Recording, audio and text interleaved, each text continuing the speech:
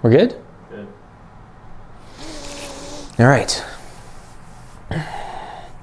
I'm pretty sure if you guys clicked on this video, then your Facebook organic reach has been going down. So in this video, we're talking about 4 tips on how to beat the Facebook algorithm and get more organic traction. Why has organic reach been going down? It's because all of these platforms, Facebook, Instagram, they're getting saturated. There's lots of content getting pushed out, and more content and less profiles is creating this effect where content goes out less. So what we're trying to do in this episode is go through some things that you may have never heard of before, things that are going to help you get more organic traction with all of the content and resources you put into social media. All right, number 1, Facebook. When you're making content, try not to have links in your text strings right in the post. If you're going to use links, put them in the comments below. The reason is when you're taking people off platform, when you're taking people into the Facebook browser and it's trying to divert their attention, Facebook doesn't like that. It goes out to less people. Very easy test to do on this, guys. Post out content, 3 or 4 pieces that have a link in it, then do the same thing, relatively the same content without a link. You're going to see a difference in how much it goes out and the engagement that you see. Keep people on Facebook longer and you will see more organic results. That comes right into tip number 2 on Facebook. I just said it, keep people on Facebook longer. And in order to do that, you got to keep people on your content longer. It doesn't matter if it is a video or a static post that you're posting out. If you're posting on a static post, write a really good text string, utilize the characters that are allowed, and build a big text string so people are clicking on that read more, they're staying on your static post longer.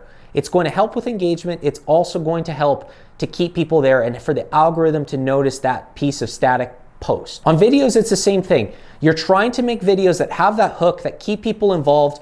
Videos on Facebook are a tip in itself. I could use this as tip number 3.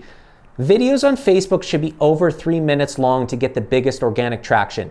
And recently in Creator, you can see that videos that have over a 1-minute watch time on Facebook are shown to more people. It goes out further organically. So if possible, when making that video content, make it over 3 minutes long and you're trying to get that audience to watch it for over a minute. It's going to help those videos explode. All right, I won't use that as tip number 3, so I'll have a bonus tip. We'll go into tip number 3 right now. Sell less in your content. One thing that happens is, I was just talking about keeping people on the platform longer. Selling in content now is getting skipped over. It's becoming part of the noise. People are scrolling through their feeds and going right by that content. Just think of the content that you scroll and stop by. It's all content that's solving a problem for you. It's engaging your emotions, or that's telling a story that's getting your attention. So create content that does the same for your audience. Provide as much value as possible and sell less. If you teach your audience to skip a certain portion of your video, let's say you always do a call to action at the end of your video, then you're teaching your audience to skip that last part of your video. It's decreasing your watch time, and as a result, your content is getting shown to less and less people over time. To the counterpoint, if you keep them on your content longer, it's going to get shown to more and more people every time, which is all of our goals. And lastly, tip number 4, scheduling software. If you search about scheduling software related to Facebook on Google, you're going to get a huge range of people that have been testing out if scheduling software is getting deranked in some way or another, and if content's going out less than scheduling organically through Facebook scheduling options. Now, all of the tests that we've tried are relatively the same. Yes, there is a little bit less for the scheduling software, but I'm not going to throw scheduling software under the bus in this episode. Instead, I'm going to say this.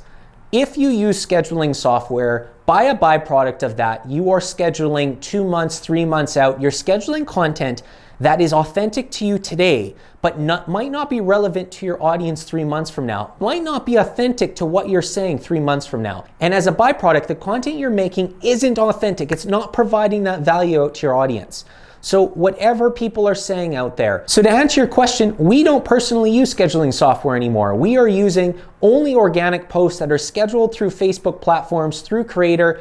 We do the same thing for Instagram, same thing for all platforms, because we feel that scheduling organically is the most authentic way to build organic content for that platform. Is it reducing your reach using it? Maybe yes, maybe no. There's tons of research, but that algorithm is not published, so we're not 100% sure. But why take that chance? Post organically, be authentic. It's going to make a difference in your reach and building your brands. I think I kept this episode nice and concise, tried to get as much value into it as possible. Let me know if you guys got any good tips out of this episode. I want to know if you knew some of these or if you didn't.